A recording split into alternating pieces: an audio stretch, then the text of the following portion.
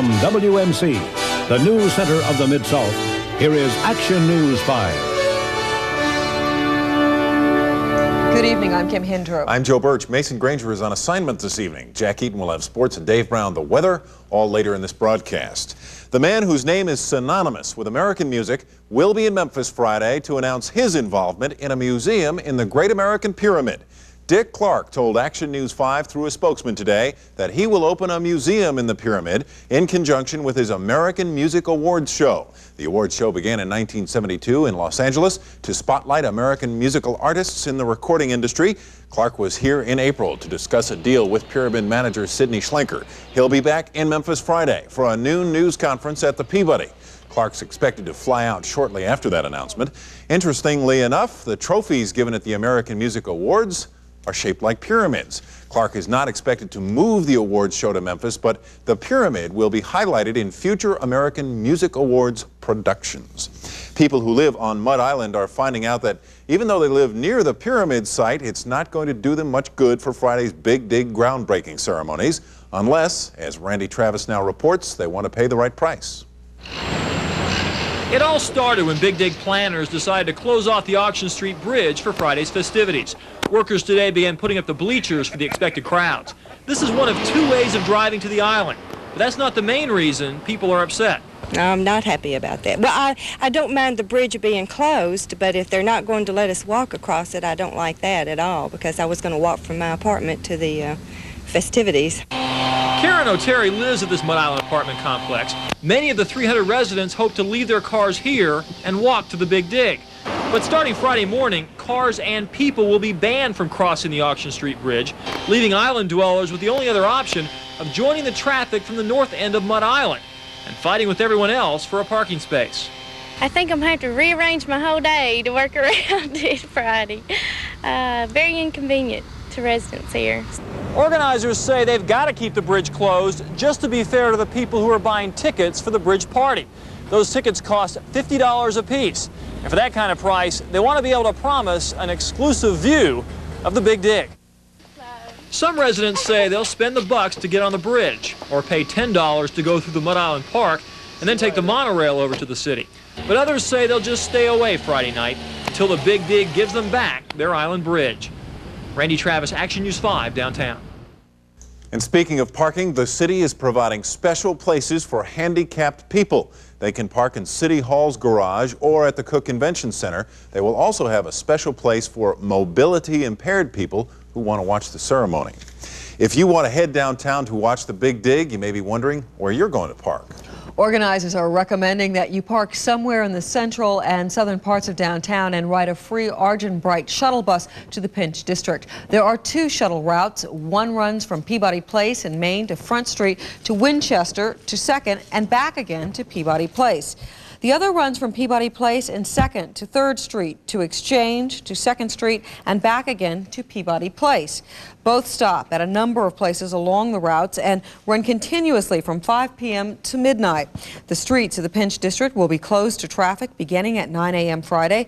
The area is bounded by Front on the west, Mill on the north, 2nd on the east, and Jackson on the south. If you want to avoid parking downtown altogether, MATA is running a $2 shuttle service from locations in Germantown and Raleigh and Whitehaven. Call 274-MATA for more information on those routes and pickup points. That's 274-MATA. Construction side of the Great American Pyramid, a lot of planning is being done to prevent congestion and problems. As Greeley Kyle reports, having the celebration on an active construction site has put the construction crew and the lights, laser, and fireworks people through a lot of changes.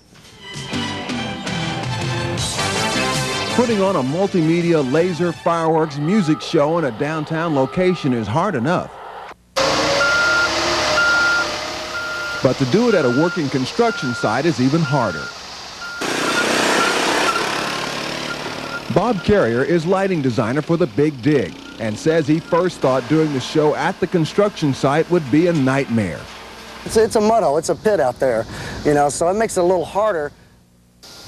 Carrier says his work has been made a lot easier by working with the construction firm of Huber Hunt & Nichols.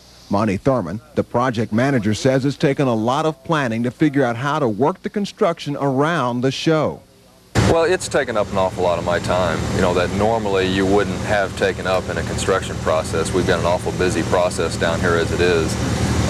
And it has been an awful lot of effort to try to make sure that things go as smoothly as they possibly can. And some things have gone smoothly, like the installation of the gigantic shovel that marks the site of the Big Dig groundbreaking celebration. A different shovel is being readied to drop from a helicopter for the actual groundbreaking. But as the big shovel was being prepared, workers are digging in, getting ready for the show. A 7-man crew has been working since yesterday laying the groundwork for Friday's fireworks spectacular. Huge mortars are being set in place and anchored with sand. Eric Tucker, the pyrotechnics designer, says his people use a computer to design and plan the show, and the mortar tubes are set in aluminum racks at their factory in Washington, D.C. He says their modular system is especially helpful for this show. We can preset a show in the shop. We can bring it out here, load it full of the product that's going to be shot, circuit it, wire it, and then set it in place as a module so that we can be into a site and out of a site very quickly. Getting the Big Dig show in and out of the pyramid site quickly is of extreme importance to the construction company.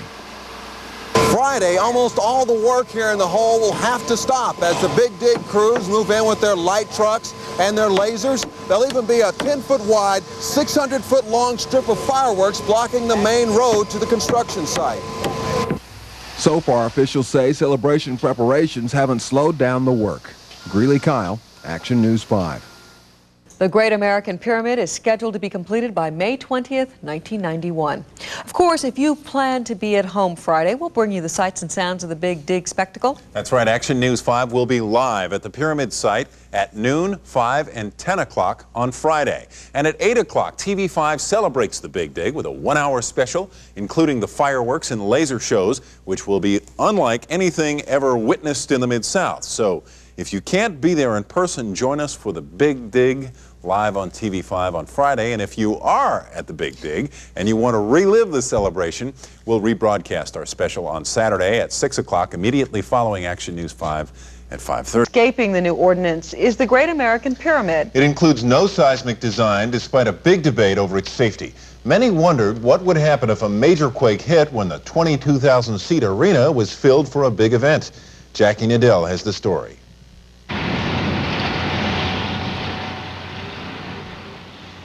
The pyramid is set to be finished by 1991, and the base of the $56 million project is already done. Huber Hunt and Nichols has put in 1,300 concrete pilings underground to strengthen the foundation, something the company did as a normal part of the construction, not to meet any seismic requirements. A lengthy debate by local officials to require earthquake-resistant features ended up with no requirements. A design study on making the pyramid earthquake-resistant was never done, but the estimate was it would have cost $2 to $3 million.